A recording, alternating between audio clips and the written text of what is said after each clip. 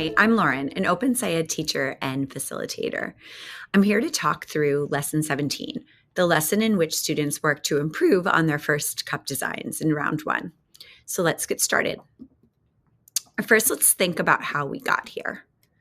During Lesson 16, which was the first round of our cup design engineering process, we figured out that the more clearly defined a design task is, the more likely the solution will meet our criteria and constraints. We also figured out that a designed cup needs to be tested and then modified on the basis of the test results. So we're left wondering, how can we improve our first design to slow energy transfer into the cup system even more? Here's our lesson at a glance. Lesson 17 is a 2-day investigation. It requires about 35 minutes of material preparation. You'll continue to use your material setup from lesson 16, and you'll also need to create a chart for day 2. Here's our lesson snapshot. On day 1, the students compare the group designs from the first build, looking for patterns in the design features.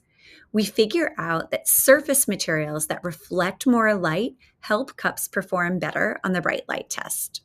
Materials that reduce the amount of contact between layers help cups perform better on the regular light test.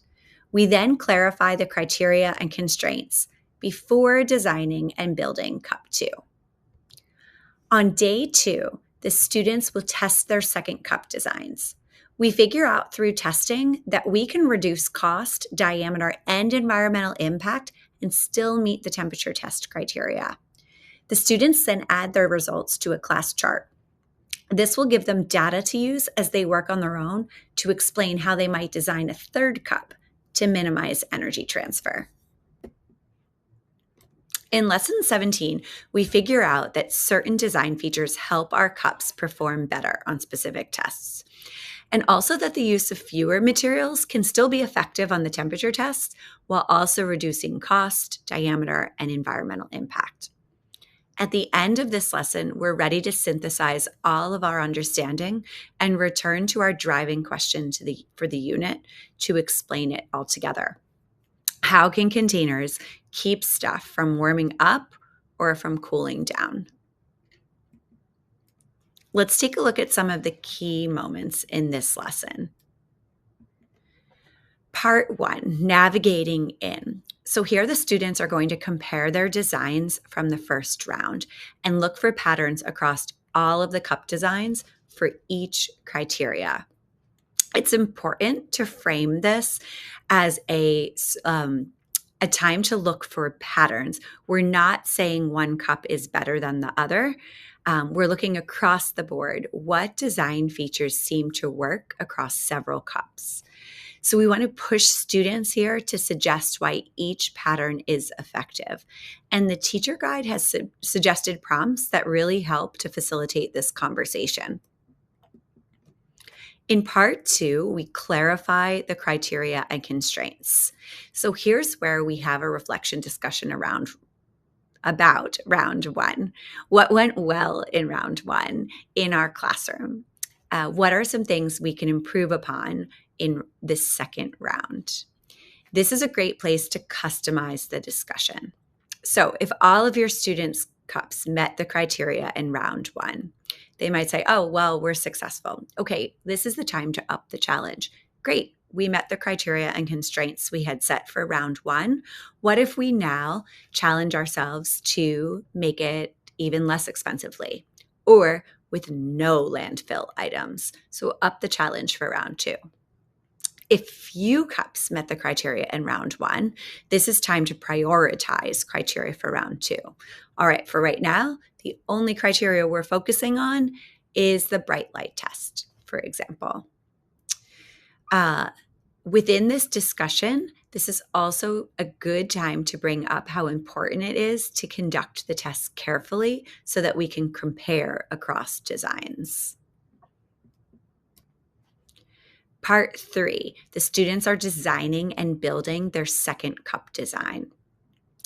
Here, it's important to focus the students on small improvements. They are not creating an entirely new design here. They're trying to focus on 1 or 2 points of their original design to improve that area.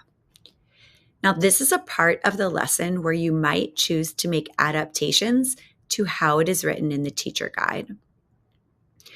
This is written in Lesson 17 as a full new second cup build. In our school, we've done this as written, so we've had the students build an entirely new second cup, focusing on 1 to 2 improvements, but we've also changed this based on the materials we've had available.